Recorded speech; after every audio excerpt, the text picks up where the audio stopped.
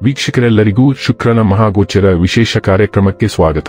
ವೀಕ್ಷಕರೇ, ವೈದಿಕ ಜ್ಯೋತಿಷ್ಯದಲ್ಲಿ ಗುರುವಿನ ನಂತರ ಶುಕ್ರವನ್ನು ಎರಡನೇ ಅತ್ಯಂತ ಮಂಗಳಕರ ಗ್ರಹವೆಂದು ಪರಿಗಣಿಸಲಾಗಿದೆ. ಈ ಗ್ರಹವು ವಿಶ್ವದಲ್ಲಿ ವಾಸಿಸುವ ಎಲ್ಲಾ ಜೀವಿಗಳಿಗೆ ಯಾವಾಗಲೂ ದಯೆ ತೋರುವುದು ಎಂದು ನಂಬಲಾಗಿದೆ. ನವಗ್ರಹಗಳಲ್ಲಿ ಒಂದಾದ ಶುಕ್ರನನ್ನು ಅದೃಷ್ಟದ ಗ್ರಹ ಕರೆಯಲಾಗುತ್ತದೆ. ಜನ್ಮ ಕುಂಡಲಿಯಲ್ಲಿನ ಪ್ರೇಮ ಸಂಬಂಧಗಳ ಲೆಕ್ಕಾಚಾರ ಮಾಡುವಾಗ ಈ ಗ್ರಹವನ್ನು ಪರಿಗಣನೆಗೆ ತೆಗೆದುಕೊಳ್ಳಲಾಗುವುದು. ಆದ್ದರಿಂದ ಶುಕ್ರ ಸಂಚಾರ ಜ್ಯೋತಿಷ್ಯದಲ್ಲಿ ಪ್ರಾಮುಖ್ಯತೆ ಪಡೆದಿದೆ. ಶುಕ್ರವು ಆನಂದ ಮತ್ತು ಸೌಂದರ್ಯದ ಆಕರ್ಷಣೀಯ ಗ್ರಹವಾಗಿದೆ.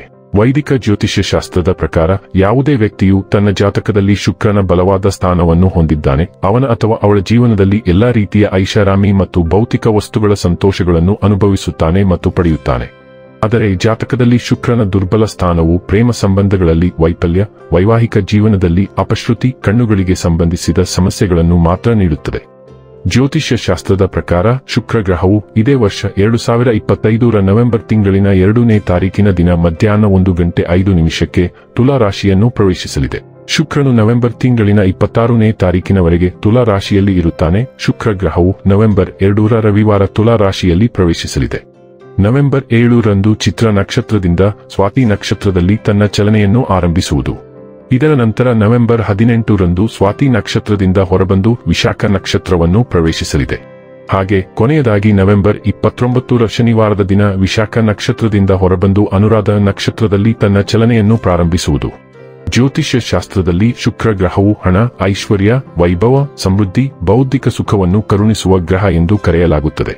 ಯಾವಾಗ ಶುಕ್ರ ಗ್ರಹವು ತನ್ನ ಚಲನೆಯನ್ನು ಬದಲಾಯಿಸುವುದೋ ಇದರ ಪ್ರಭಾವವನ್ನು ಎಲ್ಲಾ 12 ರಾಶಿಗೆ ಸೇರಿದ ಜನರ ಮೇಲೆ ಒಂದಲ್ಲ ಒಂದು ರೀತಿ ನೋಡಬಹುದಾಗಿದೆ. ಶುಕ್ರ ಗ್ರಹವು ಪ್ರತಿ 23ರಿಂದ 27 ದಿನಗಳಿಗೆ ಒಮ್ಮೆ ತನ್ನ ಸಂಚಾರವನ್ನು ಬದಲಾಯಿಸುವುದು. ಶುಕ್ರನ ಪ್ರತಿಯೊಂದು ಸಂಚಾರವು ಜೀವನದಲ್ಲಿ ಮಹತ್ವಪೂರ್ಣವಾದ ಬದಲಾವಣೆಯನ್ನು ತರುವುದು ಎಂದು ಹೇಳಲಾಗುತ್ತದೆ.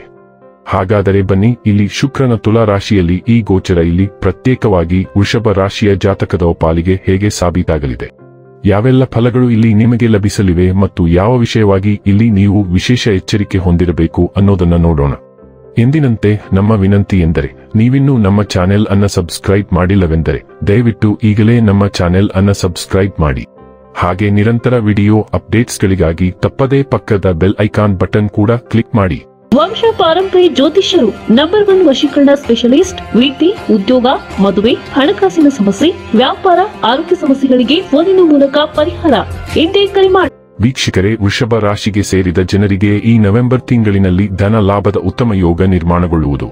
ಆದರೆ ಈ ಅವಧಿಯಲ್ಲಿ ನೀವು ಹೂಡಿಕೆಯನ್ನು ಮಾಡುವಾಗ ಸರಿಯಾಗಿ ಯೋಚಿಸಿ ಮಾಡುವುದು ಉತ್ತಮ. ಈ ಅವಧಿಯಲ್ಲಿ ವೃಷಭ ರಾಶಿಗೆ ಸೇರಿದ ಜನರ ಕುಟುಂಬ ಜೀವನವು ಉತ್ತಮವಾಗಿರಲಿದೆ. ಹಾಗೆ ಶುಕ್ರನ ಶುಭ ಪ್ರಭಾವದಿಂದಾಗಿ ನೀವು ವೃತ್ತಿ ಜೀವನದಲ್ಲಿ ಯಶಸ್ಸು ಗಳಿಸುವ ಸಾಧ್ಯತೆ ಇರುವುದು. ವೃಷಭ ರಾಶಿಯ ಸ್ಥಳೀಯರಿಗೆ ಶುಕ್ರನು ಮೊದಲ ಮತ್ತು 6ನೇ ಮನೆಗಳನ್ನು ಆಳುತ್ತಾನೆ ಮತ್ತು ಪ್ರಸ್ತುತ 6ನೇ ಮನೆಯ ಮೂಲಕ ಸಾಗುತ್ತಿದ್ದಾನೆ. ಪರಿಣಾಮವಾಗಿ ನೀವು ಖರ್ಚುಗಳಲ್ಲಿ ಹೆಚ್ಚಳವನ್ನು ಅನುಭವಿಸಬಹುದು. ಇದು ಹೆಚ್ಚುವರಿ ಸಾಲಗಳನ್ನು ತೆಗೆದುಕೊಳ್ಳುವುದನ್ನು ಪರಿಗಣಿಸಲು ಕಾರಣವಾಗಬಹುದು. ನಿಮ್ಮ ವೃತ್ತಿ ಜೀವನದ ವಿಷಯದಲ್ಲಿ ನೀವು ನಿಮ್ಮ ಕೆಲಸವನ್ನು ಹೆಚ್ಚಿನ ಉತ್ಸಾಹ ಮತ್ತು ಬಲವಾದ ಸೇವಾ ಪ್ರಜ್ಞೆಯೊಂದಿಗೆ ಸಮೀಪಿಸುವ ಸಾಧ್ಯತೆ ಇದೆ. ಇದು ಸಕಾರಾತ್ಮಕ ಫಲಿತಾಂಶಗಳನ್ನು ತರಬಹುದು. ವ್ಯವಹಾರ ದೃಷ್ಟಿಕೋನದಿಂದ ಇತರರಿಗೆ ಸೇವೆ ಸಲ್ಲಿಸಲು ಮತ್ತು ಬೆಂಬಲಿಸಲು ನಿಮ್ಮ ಇಚ್ಛೆಯು ಹೆಚ್ಚಿದ ಲಾಭ ಮತ್ತು ಒಟ್ಟಾರೆ ಬೆಳವಣಿಗೆಗೆ ಕೊಡುಗೆ ನೀಡಬಹುದು. ಇದು ಸಂಭಾವ್ಯವಾಗಿ ಅನುಕೂಲಕರ ಅವಧಿಯಾಗಿದೆ.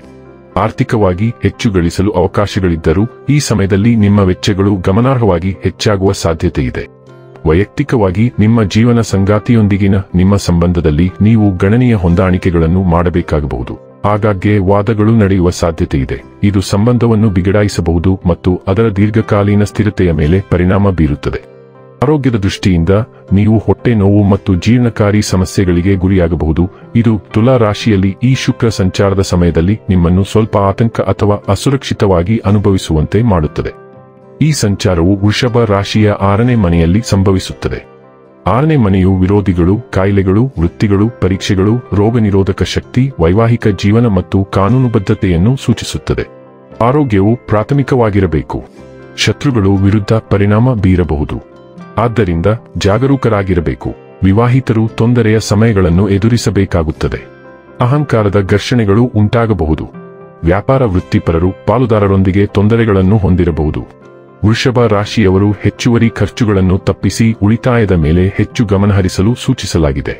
ಸಾಲಗಳು ಸಹ ಬರಲಿವೆ. ಪ್ರಯಾಣಗಳನ್ನು ಮುಂದೂಡಬೇಕು.